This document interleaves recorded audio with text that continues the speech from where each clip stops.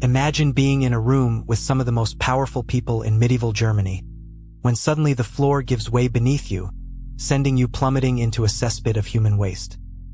On July 26, 1184, King Henry VI convened a Hoftag in Erfurt, Germany, to mediate a land dispute between Landgrave Louis of Thuringia and Archbishop Conrad of Mainz.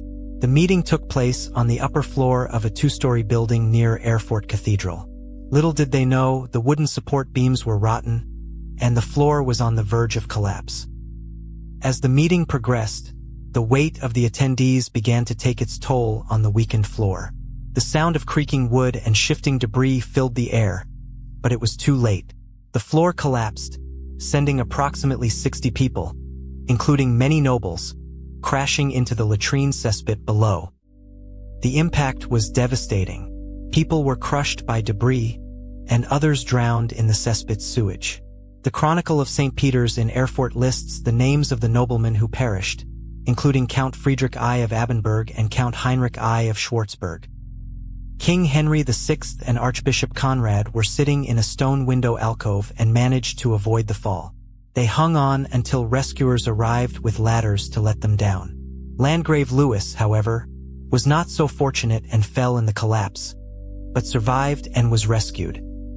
The Erfurt latrine disaster was a tragic reminder of the importance of safety standards and proper engineering. It would take centuries for the lessons of this disaster to be learned and implemented, but it would eventually lead to significant changes in the way buildings were constructed and maintained. In the aftermath of the disaster, King Henry VI immediately departed Erfurt and resumed his military campaign, leaving the dispute between Landgrave Louis and Archbishop Conrad unresolved. The estates of the deceased nobles were passed down to their relatives, and the city of Erfurt was left to mourn the loss of its prominent citizens. The tale of the Erfurt latrine collapse eventually entered local folklore, with stories of the tragedy being passed down through the generations. It would serve as a cautionary tale about the importance of safety and proper engineering, and would eventually inspire changes in the way buildings were constructed and maintained. In modern times, similar disasters have occurred, highlighting the ongoing importance of safety standards and proper engineering. The Hyatt Regency walkway collapse in 1981 and the Versailles Wedding Hall disaster in 2001 are just two examples of the devastating consequences of engineering flaws and negligence.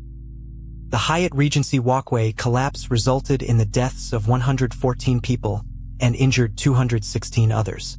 It was a tragic reminder of the importance of proper engineering and safety standards, and would lead to significant changes in the way buildings were constructed and maintained. The Versailles Wedding Hall disaster in 2001 was another devastating example of the importance of safety standards and proper engineering. The collapse of the third floor resulted in the deaths of 23 people and injured 356 others, and would lead to significant changes in the way buildings were constructed and maintained in Israel. These disasters, both medieval and modern, serve as a reminder of the importance of safety standards and proper engineering.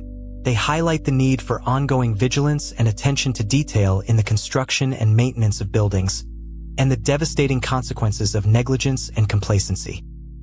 As we reflect on the Erfurt latrine disaster and other similar tragedies, we are reminded of the importance of learning from the past and applying those lessons to the present. By prioritizing safety standards and proper engineering, we can prevent such disasters from occurring in the future and create a safer, more resilient world for all. Thanks for watching. Don't forget to like and subscribe for more historic and thought-provoking content.